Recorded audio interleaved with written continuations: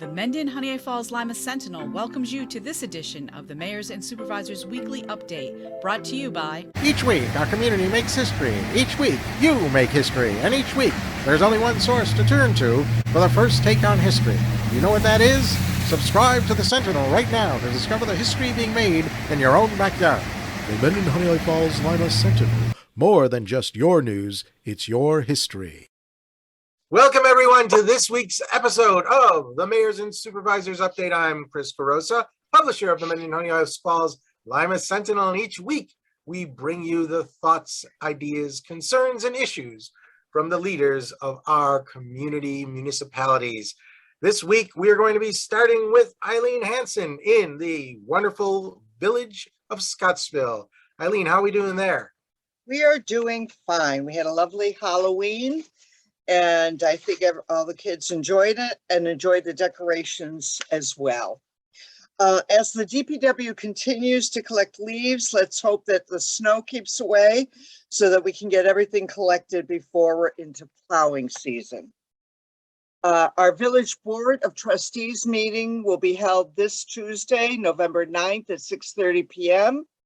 On the agenda are several public hearings. One is to release monies from the sewer fund to pay for half of the cost of the 1 ton.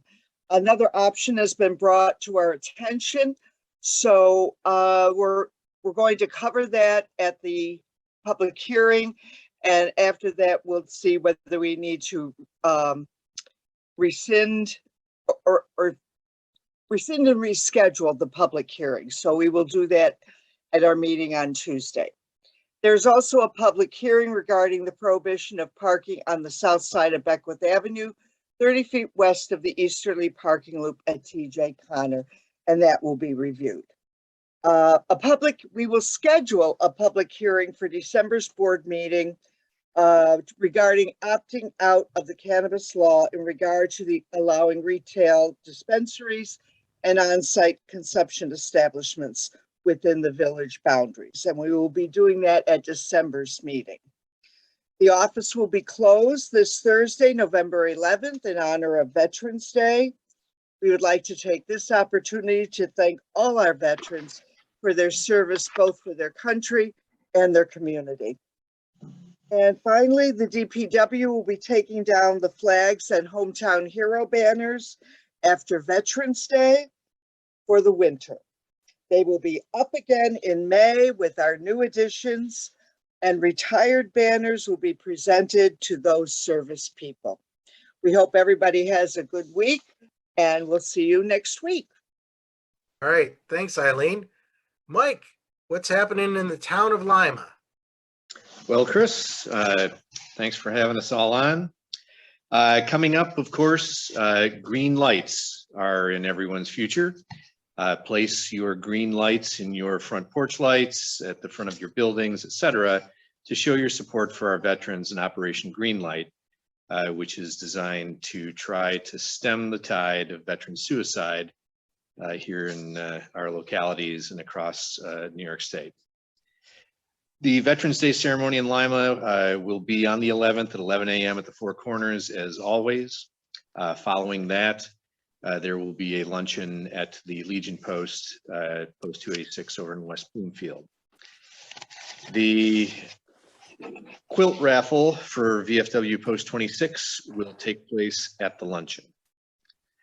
There's a lobbying push right now by the New York State Farm Bureau asking Governor Hochul to sign legislation to establish a young adult CDL program. This is seen as a good long-term way to grow the number of people who have commercial driver's licenses. You can engage in this lobbying effort by going to the New York Farm Bureau website, which is www.nyfb.org/engagements. And just click the link and it'll prompt you to enter your name and such, and it will send the letter for you right to Governor Hochul's office. Thank you to everyone who turned out to vote this past week. Lots of long lines here in Lima. Prop 2, it looks like did pass in Livingston County. That was the one making clean air and water a right. It was fairly vaguely written and promises to cost us a fortune in legal bills coming up in the future.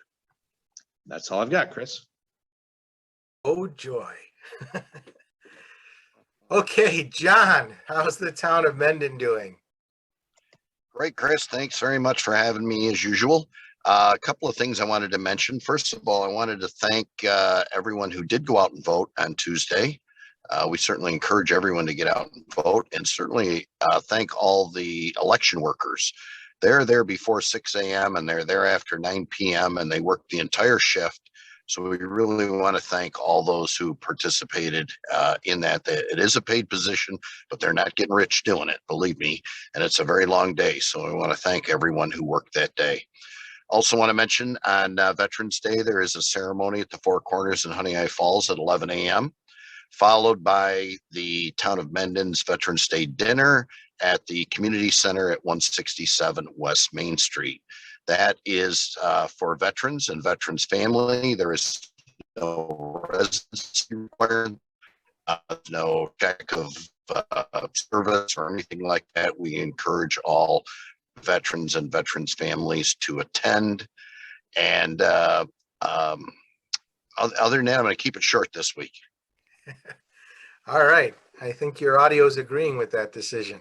So thanks a lot, John. Anybody else have anything that they may have forgotten or wanted to add? Seeing none, I want to thank everybody for watching this week's episode of the Mayors and Supervisors Update. We're here every Sunday at 1 a.m. on our YouTube channel and Facebook page. Or if you missed that, you can read the transcript each week in the Sentinel. And that includes the transcript of people who aren't here right now. All right. Bye-bye for now. We'll see you next week. Bye.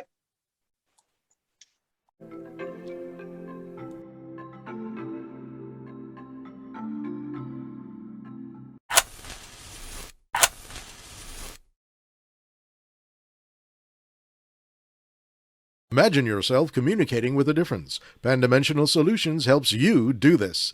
Whether live spectator events, taped broadcasts, or real-time audience-engaging programs, you can benefit immediately from the tools Pan-Dimensional Solutions will share with you. Do you want to make a difference? Contact us at pandimensional.com.